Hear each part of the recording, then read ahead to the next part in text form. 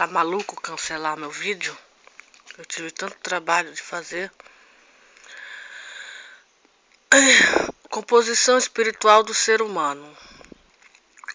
Existem duas outras correntes teológicas de interpretação para a composição física e espiritual do ser humano. Essas correntes de interpretação se identificam como dicotomistas, trigotomistas, digotomistas. A palavra digotomista significa duas partes ou divisões. Essa teoria é seguida por um grande número de teólogos, entre eles calvinistas, que o homem se compõe de duas partes ou divisões, a material e a espiritual. Mesmo sobre essa teoria dictômica, há pontos de vista diferentes. A corrente mais forte, a teoria dictômica, é que considera o homem composto de duas substâncias, a material e a imaterial. Alma e espírito são nessa teoria a mesma coisa. Os dictomistas defendem que cada ser humano neste mundo é dotado de um corpo material por um eu pessoal e material. Tomam por certo que as escrituras chamam isto de alma, ou espírito, tendo que a alma dá ênfase àquilo que o distinto na personalidade consciente de uma pessoa e que o espírito carrega consigo não só as nuances da personalidade derivada de Deus, mas também a dependência dele e a distinção do corpo como tal. O uso bíblico desses termos leva-nos a dizer que temos e somos tanto corpo quanto alma e espírito, mas é erro pensar que a alma e espírito são duas coisas diferentes. O ponto de vista tritômico do homem como corpo, alma e espírito é incorreto. A ideia comum é de que a alma é apenas um órgão de percepção desse mundo, enquanto que o espírito é um órgão distinto que nos permite estabelecer comunhão com Deus, conduzindo a vida na regeneração.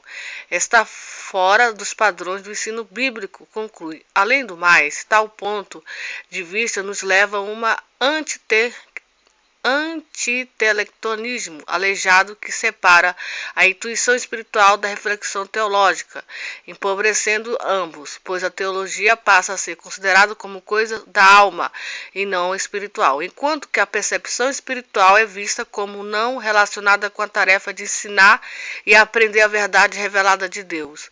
A personificação da alma faz parte do desígnio de Deus para a humanidade.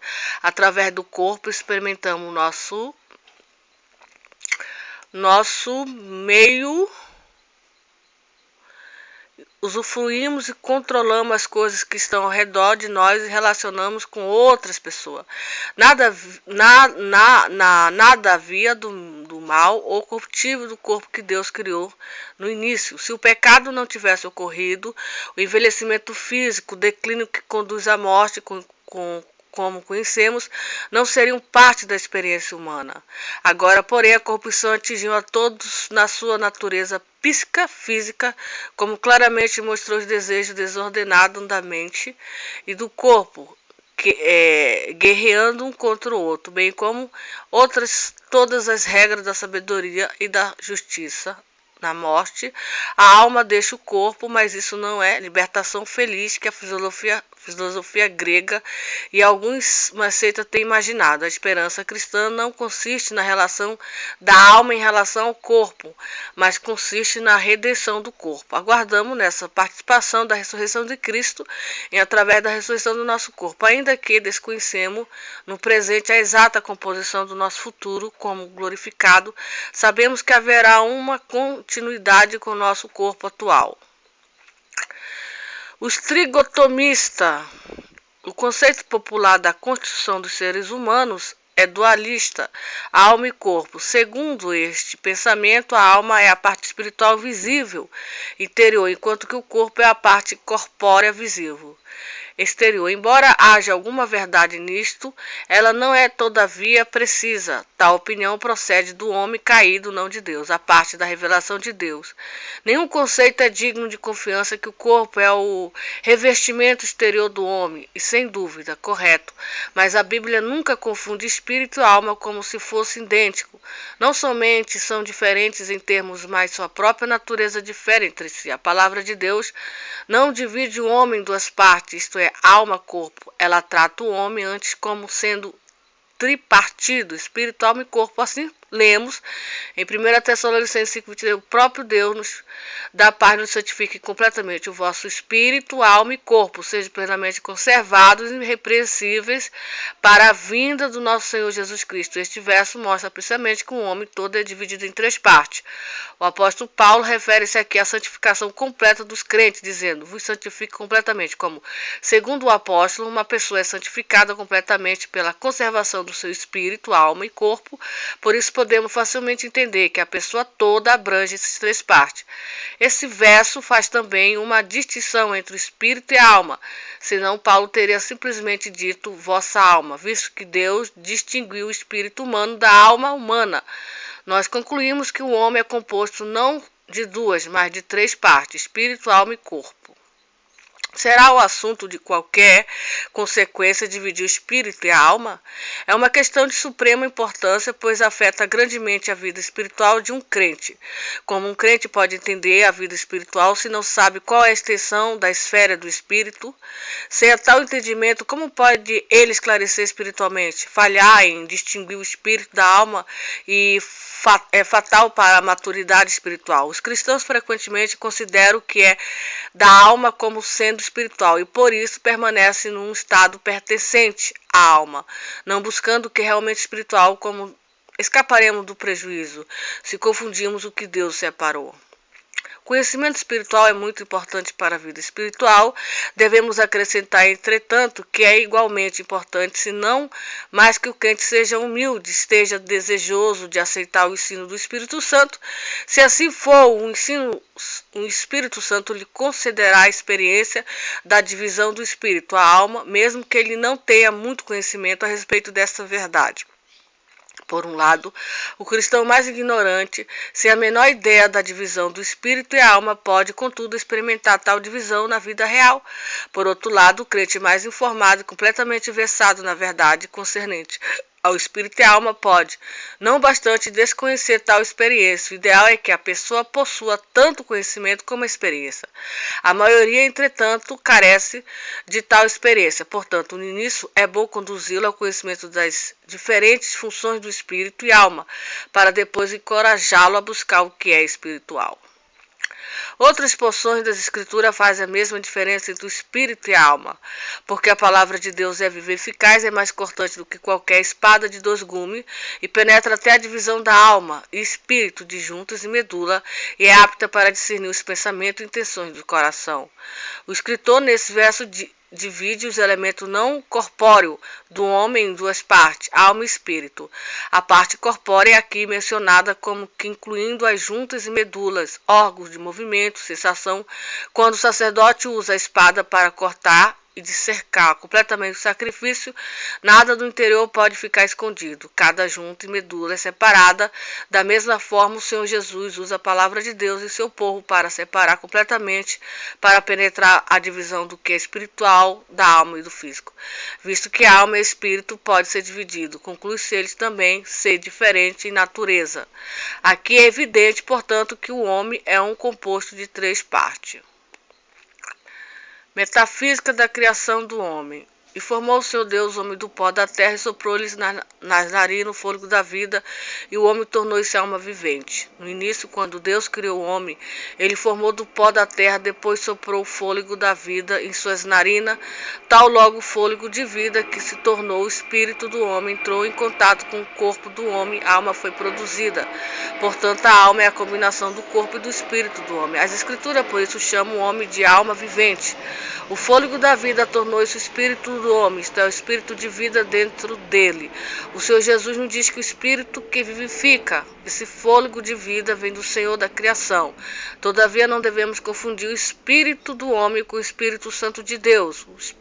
O último é diferente do nosso espírito humano. Romanos 8,16 manifesta essa diferença, declarando que o espírito mesmo testifica com o nosso espírito que somos filhos de Deus. O original da palavra sopro de Deus produz uma vida dupla, a vida da alma e a vida do espírito. Quando o sopro de Deus entrou no corpo do homem, ele se tornou o espírito do homem. Mas quando o espírito reagiu com o corpo, a alma foi produzida. Isto explica a origem da vida do nosso espírito e da nossa alma. Devemos admitir, entretanto, que este espírito não é a própria vida de Deus, pois o sopro do Todo-Poderoso me dá vida. Ele não é a entrada da vida não criada de Deus no homem, nem tampouco a vida de Deus que recebemos de regeneração. O que recebemos no novo nascimento é a própria vida de Deus, com a tipificada pela árvore da vida, mas nosso espírito humano, embora existindo, permanece, está destituído da vida eterna. A expressão formou o homem do pó da terra refere-se ao corpo do homem. Soprou em suas narinas o fôlego da vida, refere-se ao espírito do homem, conforme ele veio de Deus e o homem tornou-se alma vivificante. Vivente, refere-se à alma do homem quando o corpo foi vivificado pelo espírito, levado a ser um homem vivo, consciente de si mesmo. O homem completo é uma trindade, o composto do espírito, alma e corpo. De acordo com Gênesis 2,7, o homem foi feito de apenas dois elementos independentes, corpóreo e espiritual. Mas quando Deus colocou o espírito dentro do revestimento da terra, a alma foi produzida. O espírito do homem, tocando o corpo morto, produziu a alma. O corpo separado do espírito estava morto, mas com o espírito o homem passou a viver. O órgão assim estimulado foi chamado de alma. O homem tornou-se alma vivente, expressa não apenas o fato de que a combinação do espírito e do corpo produz a alma, como sugere também que o espírito e o corpo estavam completamente fundidos nessa alma. Em outras palavras, a alma e o corpo estavam junto com o espírito e o corpo fundidos na alma. Adão, em seu estado antes da queda, nada sabia dessas insensíveis lutas de espírito e carne, que são coisas da experiência diária para nós. Havia uma perfeita combinação das três naturezas em uma, e a alma, como fator da unidade, tornou-se a causa da individualidade da sua existência como um ser distinto. O homem foi denominado alma vivente, porque era lá que o espírito e o corpo se encontravam, através da qual sua individualidade era conhecida. Talvez possamos usar uma ilustração imperfeita. Derrame um pouco de tinta no copo de água. A tinta e a água misturam-se, formando uma terceira substância chamada tinta de escrever. Da mesma forma, os dois elementos independentes do espírito, o corpo, unem-se para tornar-se alma vivente. A analogia falha nisso. A alma produzida pela combinação do espírito e do corpo torna-se um elemento independente, indissolúvel, tanto quanto o espírito e o corpo. Deus considerou a alma do homem como algo singular. Assim como os anjos foram criados como espírito, o homem foi criado predominantemente como alma vivente. O homem tinha não apenas um corpo com fôlego de vida, ele tornou-se uma alma vivente também. Por isso, mais tarde, nas Escrituras, encontramos Deus frequentemente referindo-se ao homem como almas. Por quê? Porque aquilo que o homem depende de como é a sua alma? Sua alma representa e expressa sua individualidade. É o órgão da vontade livre do homem, o órgão na qual o espírito e o corpo estão completamente unidos. Se a alma do homem deseja obedecer a Deus, ela permitirá que o espírito governe esse corpo, conforme ordenado por Deus. Se ela escolher Se ela escolher, pode também reprimir o espírito e aceitar algum outro prazer como dominadora do homem. Esta trindade de espírito, alma e corpo pode ser parcialmente ilustrada por uma lâmpada elétrica. Dentro da lâmpada, que pode representar o homem total, existe eletricidade, luz e fio. O espírito é como a eletricidade, a alma como a luz e o corpo como o fio. A eletricidade é a causa da luz, enquanto que a luz é o efeito da eletricidade. O fio é a substância material para conduzir a eletricidade, como lâmpada para manifestar a luz. A combinação do espírito, corpo produz a alma, aquilo que é singular no homem. A eletricidade conduzida pelo fio é manifesta na luz. Assim, o espírito atua sobre a alma e a alma, por sua vez, expressa-se a si mesmo através do corpo. Entretanto, devemos lembrar bem de que, enquanto a alma é ponto de encontro do elemento do nosso ser nesta vida presente em nosso estado ressurreto, o espírito será e pode ser governante, porque a Bíblia nos diz que semeia-se corpo físico e ressuscitado corpo espiritual.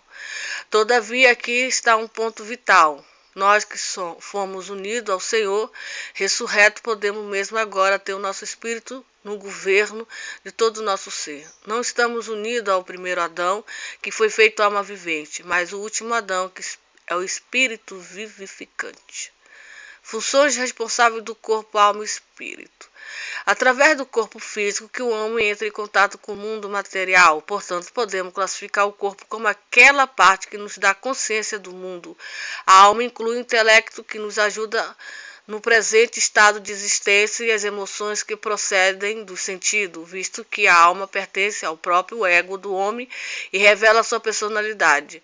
Ela é denominada a parte de autoconsciência. O espírito é aquela parte pela qual nós temos comunhão com Deus e somente pela qual podemos compreendê-lo e adorá-lo. Por iniciar o nosso relacionamento com Deus, o espírito é denominado elemento da consciência de Deus. Deus habita no espírito e habita na alma, enquanto que o sentido habita no corpo. Conforme já mencionamos, a alma é o ponto de encontro do espírito e o corpo, porque lá eles são unidos. Por meio do seu espírito, o homem mantém a comunicação com o mundo espiritual e com o Espírito de Deus, ambos recebendo e expressando o poder e a vida da esfera espiritual. Através do seu corpo, o homem está em contato com o mundo exterior e sensual, afetando-se e sendo afetado por ele. A alma permanece entre esses dois mundos e ainda pertence a ambos. Ela está ligada ao mundo espiritual através do espírito e o mundo material através do corpo. Ela possui também poder do livre-arbítrio, sendo por isso capaz de escolher dentro do seu meio ambiente. O espírito não pode atuar diretamente sobre o corpo. Ele precisa de um intermediário, e esse intermediário é a alma, produzindo pelo contato do espírito com o corpo. Portanto, a alma fica entre o espírito e o corpo, unindo o espírito. Pode subjugar o corpo através da mediação da alma para que ele obedeça a Deus. Da mesma forma, o corpo, através da alma, pode atrair o espírito para amar o mundo. Desses três elementos, o espírito é o mais nobre porque ele se une com Deus. O corpo é o mais inferior porque tem contato com a matéria. A alma, estando entre eles, os une e recebe o caráter deles como sendo dela própria. A alma torna possível a comunicação e a cooperação entre o espírito e o corpo. O trabalho da alma é manter esses dois em seu funcionamento próprio, a fim de que não percam seu relacionamento correto, a saber, que o mais inferior, o corpo, possa ser subordinado ao espírito e que o mais elevado, o espírito, possa governar o corpo através da alma. O elemento principal do homem é definitivamente a alma. Ela assiste o espírito para lhe dar o que lhe recebe do Espírito Santo, a fim de que a alma, após ter sido aperfeiçoada, possa transmitir ao corpo aquilo que recebeu. Então, o próprio corpo pode também participar da perfeição do Espírito Santo, tornando-se assim um corpo espiritual. O espírito é a parte mais nobre do homem e ocupa a região mais interior do seu ser. O corpo é a parte inferior e recebe o lugar mais exterior. Entre estes dois habita a alma, servindo como intermediária, o corpo e o abrigo externo da alma, enquanto que a alma é revestimento exterior do espírito. O espírito transmite seu pensamento à alma e a alma exercita o corpo e obedece à ordem do espírito. Este é o significado da alma como intermediária Antes da queda do homem, o espírito controlava todo o ser por meio da alma. O poder da alma é muito grande, visto que o espírito e o corpo unidos lá fazem dela o centro da personalidade e a influência do homem. Antes do homem cometer o pecado, o poder da alma estava completamente sob o domínio do espírito. Sua força era, portanto, a força do espírito. O espírito mesmo não pode atuar sobre o corpo somente por meio da mediação da alma. Isso podemos ver em Lucas 1:46, 47. A minha alma engrandece o Senhor e o meu espírito exultou-se em meu Deus, em seu Deus, meu Salvador. Aqui a mudança nos tempos verbais mostra que primeiro o espírito concebeu a alegria em Deus e depois a comunicação com a alma levou-se a dar expressão ao sentimento por meio do órgão humano. Repetindo, a alma é o lugar da personalidade, a vontade, o intelecto e as emoções do homem. Estão lá como espírito usado para comunicar com o mundo espiritual, o corpo com o mundo natural. Assim a alma fica no meio e exercita o seu poder para discernir e decidir se deve reinar o mundo espiritual ou o mundo natural. Algumas vezes também a alma mesma exerce controle sobre o homem, através do seu intelecto, criando assim um mundo interativo que reina. A fim do espírito governar a alma, precisa dar o seu consentimento, senão o espírito fica sem recurso para regular a alma e o corpo, mas esta decisão depende da alma porque nela reside a personalidade do homem. Na verdade, a alma é o eixo de todo ser, porque a vontade do homem pertence a ela. Só quando a alma se dispõe a assumir uma posição humilde é que o espírito pode dirigir todo o homem. Se a alma se rebela contra tal tomada de posição, o espírito ficará sem poder para governar. Isso explica o significado do livre-arbítrio do homem. O homem não é um autômato que se move conforme a vontade de Deus. Pelo contrário, o homem tem pleno e soberano poder de decidir por si mesmo. Ele possui o órgão da sua própria vontade e pode escolher seguir a vontade de Deus ou resistir e seguir a Satanás. Deus deseja que o Espírito Santo, sendo a parte mais nobre do homem, controle todo o seu ser. Todavia, a vontade, a parte decisiva da individualidade, pertence à alma, e a alma que determina se o espírito e o corpo ou ela mesma deve governar, devido ao fato da alma possuir tal poder e pode ser o órgão da individualidade do homem. A Bíblia chama o homem de alma vivente. Cansada. A minha alma está cansada. O espírito do homem. Imperativo que é imperativo que um crente saiba que tem um espírito, que toda a comunicação de Deus com o homem ocorre ali. Se o crente não discerne o seu próprio espírito, ele invariavelmente desconhece como comungar com Deus no seu espírito. Substitui facilmente pensamento e emoções da alma pelas obras do espírito. Dessa forma, ele confina a si mesmo à esfera exterior, sempre incapaz de alcançar a esfera espiritual. Os versos a seguir das Escrituras são suficientes para provar que nos seres humanos possuímos um espírito humano. Este espírito não é sinônimo da nossa alma, nem é o mesmo que o Espírito Santo. Nós adoramos a Deus nesse espírito. Nosso espírito, meu espírito.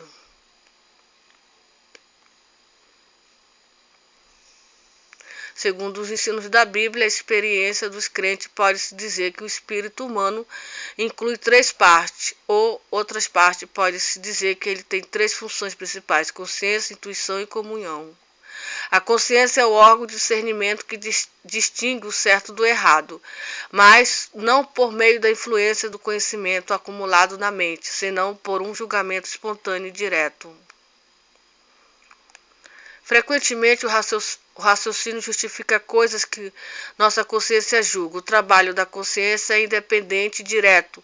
Não se curva opiniões exteriores. Se o homem agir errado, ela levanta sua voz de acusação. A intuição é o órgão sensitivo do espírito humano. É tão diametralmente diferente do sentido físico e da alma que é chamada de intuição. Ela envolve um sentimento direto e de qualquer influência exterior, aquele conhecimento que chega a nós sem qualquer ajuda da mente, emoção ou vontade, chega intuitivamente, nos realmente conhecemos através da nossa intuição. Nossa mente simplesmente nos ajuda a entender as revelações de Deus e todos os movimentos do Espírito Santo. Torna-se conhecido do crente por meio da sua intuição. O crente deve, portanto, estar atento a estes dois elementos, a voz da consciência e o ensino da intuição. Comunhão e adorar a Deus. Os órgãos da alma são incompetentes para adorar a Deus. Deus não é percebido pelos nossos pensamentos, sentimentos ou intenções. Por ele só pode ser conhecido diretamente em nosso espírito. Nossa adoração a Deus e as comunicações de Deus conosco são diretamente no espírito. Elas acontecem no homem interior e não na alma ou no homem exterior. Ai, tô cansada, meu Deus do céu. Podemos concluir então que esses três elementos da consciência, intuição e comunhão, estão profundamente correlacionados e funcionam coordenadamente.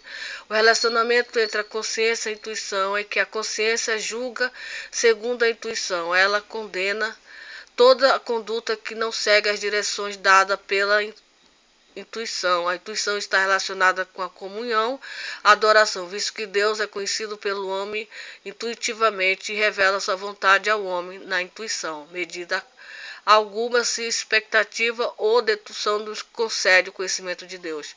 Pode observar imediatamente nos seguintes três grupos nos versos bíblicos, que o nosso espírito possui função da consciência. Não dizemos que o espírito é a consciência, a função da intuição ou sentidos espirituais, a função da comunhão.